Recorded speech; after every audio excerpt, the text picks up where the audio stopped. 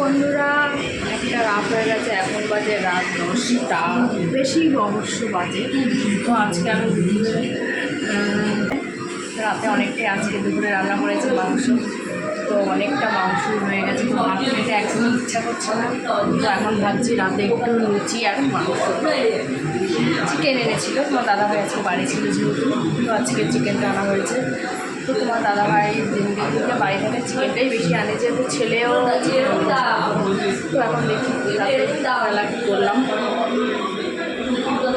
দেখো এখানে চিকেন আছে অনেকটাই, দেখতে পাচ্ছ অনেকটা চিকেন আছে। আর এদিকে লুচিটাও আমার হয়ে গেছে। তো কে কে পছন্দ করে চিকেন আর তার সাথে লুচি অবশ্য কমেন্টে জানিও। আমার কিন্তু খুবই ভালো লাগে লুচির সাথে চিকেনটা খেতে।